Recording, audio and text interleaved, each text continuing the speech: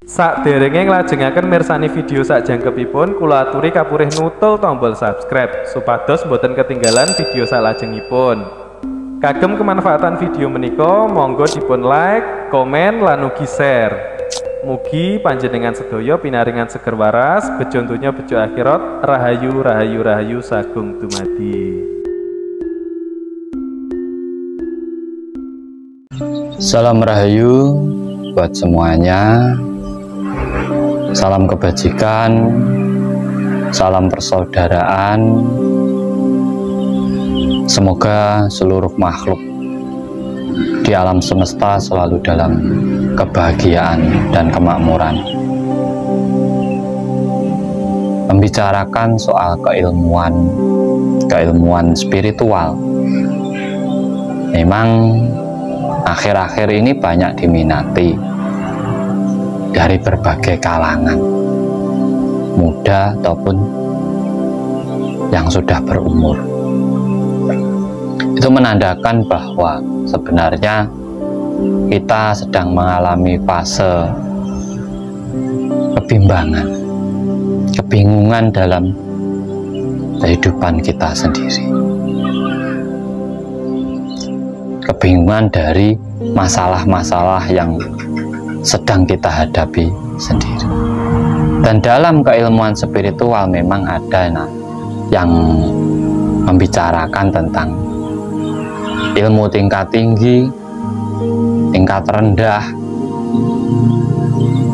Di situ sebenarnya hanyalah sebuah ukuran dari sebuah pemahaman ataupun wadah pola pikir ini menjangkau atau tidak tentang keilmuan tersebut.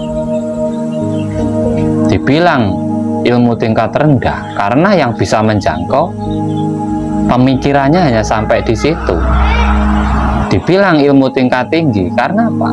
Ilmuannya sudah menjangkau lebih dalam dari yang hanya jadi pemikiran orang-orang biasa. Sebenarnya di situ. Makanya tidak ada sebenarnya ilmu tingkat rendah, tingkat tinggi, tahapan-tahapan. Itu sebenarnya hanyalah ukuran untuk diri kita sendiri saja. Seberapa mampu kita mendalami keilmuan tersebut. Dan banyak sekali yang terbelenggu, terbawa oleh sesuatu yang diciptakan kita sendiri. Di sini ilmu yang paling ditakuti, ilmu yang dianggap ilmu tingkat tinggi. Contoh aja kayak ngerogoh sukmo, itu sudah dianggap ilmu tingkat tinggi untuk yang tidak paham. Tetapi untuk yang mampu memahami, itu ya hal biasa saja. Dan semua orang bisa melakukan ilmu itu, sebenarnya bisa. Ngerogoh sukmo, rogoh itu sendiri kan masuk. Sukma itu adalah rasa yang ada dalam diri kita. Ngerogoh sukmo berarti kita mendalami rasa yang ada dalam diri kita sendiri, memahami diri sendiri, mengkaji diri sendiri, mengenal diri sendiri. Itu namanya ngerogoh sukmo. Di saat orang mampu menguasai ngerogoh sukmo, dia akan mampu menguasai orang lain, mampu memahami perasaan orang lain. Karena apa yang ada dalam diri kita sebenarnya sama dengan apa yang ada pada orang lain tersebut. Yang dibutuhkan bukan tirakat, bukan mantra, bukan kesaktian, tapi kesadaran diri kita untuk kembali ke diri kita sendiri. Semua orang bisa tanpa harus tirakat, asal apa? Sadar diri, memiliki kesadaran diri kembali. Kalau kita hidup Kalau kita ingin makmur, kalau kita ingin sukses, ya kita harus menyadari kehidupan kita sendiri. Apa yang kita rasakan, apa tujuanmu, dari mana kelahiranmu, di mana jati dirimu, itu ya harus disadari. Itu namanya ngerogos. Orang yang tahu ini ya bisa santet, bisa pelet, guna-guna, bisa. Karena apa? Dia memahami dirinya sendiri. Raga itu sama, unsurnya sama, penciptaannya sama, komponennya ya sama, rasanya ya sama. Ya kalau orang sudah menguasai dirinya, iso ngerogoh sukmone dhewe, ya pasti bisa menguasai yang lainnya. Mau sampai bikin apa ya bisa. Itu sebenarnya kuncinya. Bukan karena harus tirakat sekian hari, ngerowot sekian hari, mutih sekian hari, mantranya ini, enggak. Itu hanya untuk mensugesti diri kita untuk kembali ke diri kita sendiri.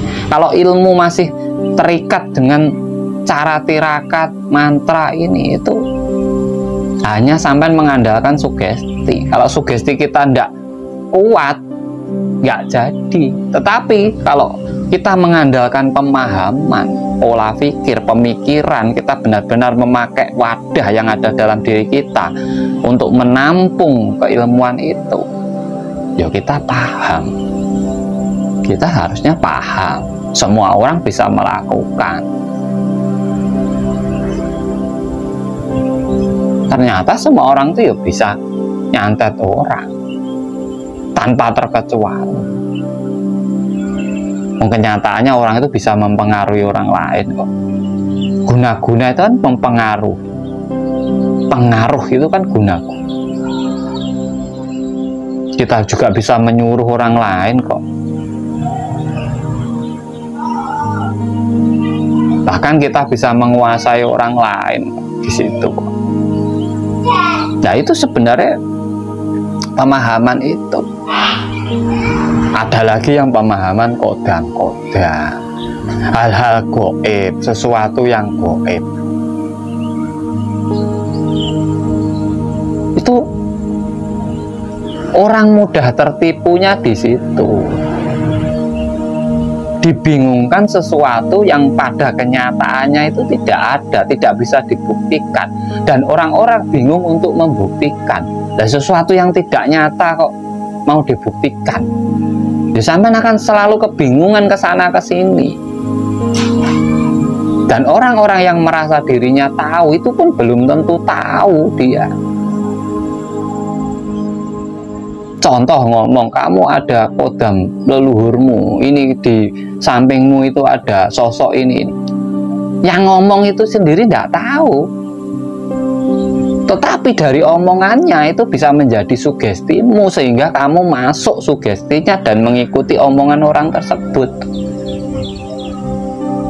Tetapi kamu sendiri juga tidak bisa melihat sosok itu. Tetapi kalau sudah tertanam dalam program pikiranmu, kamu bisa ketemu sosok itu lewat mimpi, lewat halusinasimu, itu bisa. Nah itu yang membingungkan banyak orang sebenarnya. Orang itu bingung di situ, di ranah itu, di ranah dimana di saat dia disuguhi ilmu, sebuah keilmuan, tetapi tidak bisa diwujudkan, hanya menjadi angan-angan. Toh kalau dia nanti bermahar, membayar, dia juga tidak bisa membuktikan. Jadi membayar tanpa bukti. Dia hanya merasa punya, tetapi tidak melihat kepunyaannya itu sendiri. Itu kan membingungkan sebenarnya. Tetapi banyak yang mendalami. Karena apa? Terbawa perasaannya sendiri-sendiri. Kegawa rasane. Dari besarnya rasa itu lupa untuk berpikir bahwa sebenarnya dia sudah dibodohi sesuatu yang sebenarnya yang membodohi itu sendiri hanya mementingkan kepentingannya sendiri untuk apa? Nominalnya. Ya kita tidak bisa membuktikan kok, terkecuali yang memberitahu itu bisa membuktikan. Kadang ada yang membuktikan dengan dimasukkan ke raga orang. Tidak ada. Yang dimasukkan apa dia juga tidak tahu. Tetapi orang yang merasa dimasuk itu sudah tersugesti sendiri. Jadi ya juga tidak bisa untuk pembuktian. Jadi situ yang harusnya disadari oleh orang-orang yang sedang apa ya, seneng-senengnya dengan ilmu ini. Ada kodam pelunas hutang, itu kan sugesti. Amalan pelunas hutang itu sugesti. Ilmu pesugihan putih, mana ada pesugihan kok putih? Kan nggak ada sebenarnya di situ. Itu yang seharusnya kita cermati di saat kita mau belajar spiritual. Spiritual itu belajar kehidupan. Ilmunya ilmu ketuhanan, ilmu urip, kasunyatan, bisa dibilang makrifat. Orang itu akan memiliki keimanan yang tinggi, akan memiliki keyakinan yang tinggi, akan memiliki kepercayaan diri yang tinggi apabila sudah mampu kembali ke kesadaran dirinya sendiri. Itu nanti tidak akan mudah tertipu oleh orang lain, tidak akan mudah terbawa ke ranah-ranah itu. Ya, kalau ada amalan bisa membayar hutang, ya orang itu sudah nggak punya hutang semua. Ada pesugihan putih gitu, semua orang udah kaya. Nah, dari rasa kita yang pengen-pengen itu akhirnya apa? Ujung-ujungnya ya sampai nanti rugi sendiri, mengeluarkan, pengen dapat uang malah mengeluarkan uang. Ya lucu gitu kok. Jadi nih sampai nanti. Nah, ilmu-ilmu tingkat tinggi itu sebenarnya semua bisa menguasai kalau kembali sadaran diri itu tadi. Makanya ada pelajaran meditasi itu sebenarnya lah kepasrahan untuk kembali ke diri kita sendiri, mengkaji diri kita sendiri, bukan untuk yang itu. Wong puncaknya manunggal. Orang meditasi itu puncaknya manunggal.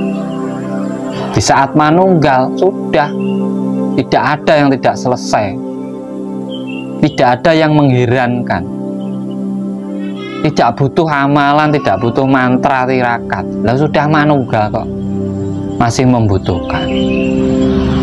Kalau masih jauh membutuhkan.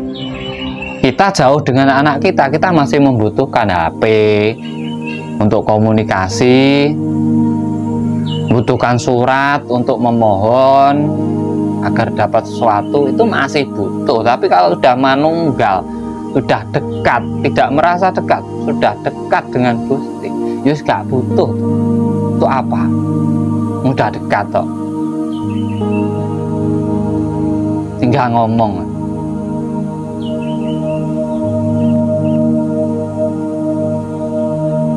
Nah, kesadaran itu yang jarang dimiliki oleh spiritual sekarang. Buka mata batin, buka cakra tubuh, buka kundalini, fase meditasi tahap 1, tahap 2, tahap 3, pesugihan putih, isi kodam. Nah itu kan jadinya nanti sampai disuruh bermahar toh. Kalau sampai sadar di situ itu sampai nanti pasti bermahar, sampai akhirnya mengeluarkan uang untuk itu. Ini kalau sadar, bagus sampai dalami sedulur papat ya apa toh. Cari pencerah yang benar-benar, Jangan cari orang pinter. Kalau orang pinter sampean bisa dimanfaatkan. Cari pencerah yang benar-benar, yang bisa mencerahkan dari pemahaman itu. Ada yang buka kunci sedulur papat 1, 2, 3, 4, 5 sampai 10. Lah 1 itu wis bayar, 2 bayar, 3 bayar. Sampai 10 ibaratnya sekali bayar 100, 10 akhirnya jadi 1 juta. Loh, sing goblok iki ya sapa? Yang goblok ya yang mau. Ya kalau memang dia berniat mencerahkan, berniat membagikan ilmu, pemahaman, wis ora ono 1, 2, 3, 4, 5.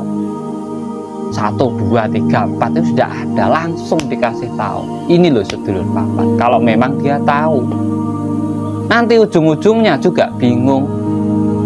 Yang mencerahkan sendiri juga bingung, belum tahu. Contoh lah, sedulur papat itu alwamah, supiah, mutmainah, amarah. Wujudnya ini, loh itu rasa kok diwujudkan. Itu tidak bisa. Logika saja lah, rasa manis itu sampai wujudkan, nggak bisa. Kalau sampai sebutkan bisa, karena apa? Sampai sudah diajarkan dari kecil kalau gula itu manis.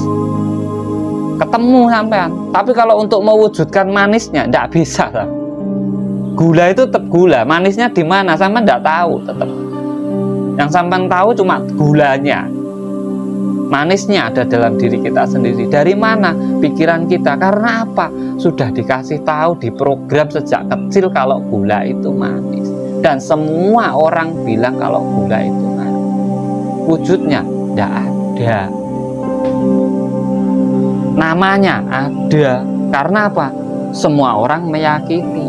Semua orang sudah memastikan kalau kesepakatan kalau gula itu manis. Kok ada warna-warnanya itu guys, dari mana, siapa yang mewarnai kan gitu. Kayak lucu juga orang itu belajar. Yang memberi pemahaman ya pokoknya yang dia dengar dulu saja, wis pokoknya ini, pokoknya ini. Sampai tirakato puasa mute 7 hari, nanti sampai ketemu ini. Ketemunya itu loh. Kalau orang pinter, loh kenapa sampai suruh saya puasa? Nanti biar kamu ketemu sedulur papat. Lalu sampan pernah ketemu belum? Itu kalau orang pinter. Sudah, apa wujudnya? Warna-warna itu halusinasimu. Yang benar wujudnya apa? Itu kata guruku, kata gurunya akhirnya. Terus buat apa sampan puasa mute tujuan? Layu lapar. Akhirnya lah, orang yang pandai menerawang ini ya tingkat tinggi ya, penerawangan. Orang yang pinter menerawang, pinter memprediksi. Terawangan itu kan prediksi, kira-kira, bukan sebuah kepastian. Itu karena dia paham dengan dirinya sendiri. Di saat dia menghadapi orang, dia itu sudah sadar perasaannya dia itu bagaimana. Oh, masalahnya itu segini, begini. Kalau dia nanti tak arahkan begini, nanti 1 tahun ke depan pasti gini. Karena itu bukan terus gini. Ada lihat kayak gambar katanya itu nanti setahun ke depan, itu halusinasi Pak Bos.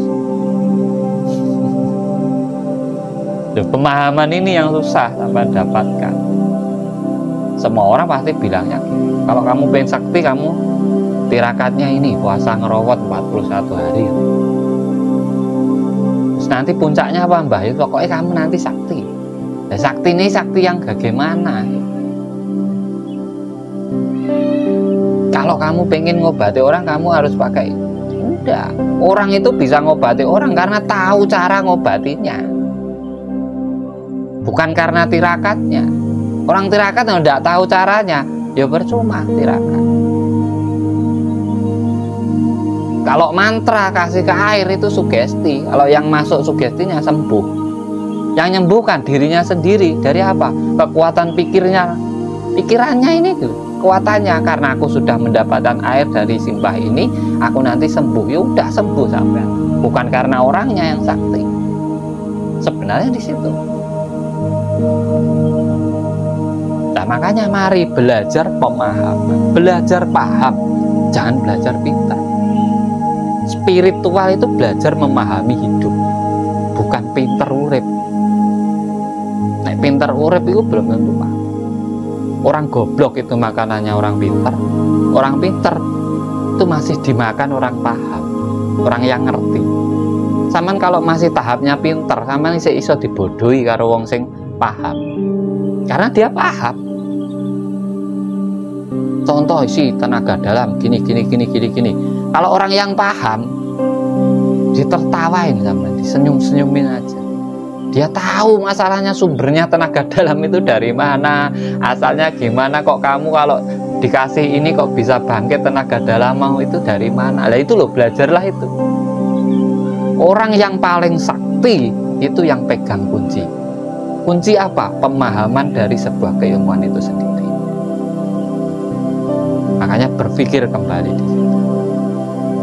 Ilmu tingkat tinggi itu sebenarnya tidak ada. Karena apa? Karena ada. Karena sampean tidak mampu memahami keilmuan itu sendiri. Jadi butuh sesuatu yang ekstra untuk sampean memahami. Tidak ada ilmu tingkat tinggi. Karena tingkatan ilmu itu tidak ada. Kalau ilmu itu yang mencipta adalah sang kuasa, berarti semua orang bisa memahami keilmuan itu. Karena apa? Kita semua juga makhluk ciptaan Maha Kuasa. Jika Tuhan Maha Adil, maka tidak akan ada yang dibedakan untuk menikmati apa yang Dia ciptakan, termasuk ilmu, termasuk dunia ini, isinya ini, semua bisa. Pemahaman itu yang harusnya sampean ketahui atau sampean sadari dalam diri sampean sendiri-sendiri. Kembali ke diri sampean sendiri. Sampean akan bisa menguasai apapun selama sampean mau kembali ke jati diri sampean yang sebenar-benarnya. Banggalah jadi dirimu sendiri dengan apa yang ada dalam dirimu sendiri. Di saat sampean sudah tidak mempunyai kepercayaan diri atau tidak bangga dengan dirimu sendiri, sampean akan terombang-ambing karena mengikuti pengen menjadi yang lainnya. Salam cerdas, salam rahayu, rahayu sagung dumadi.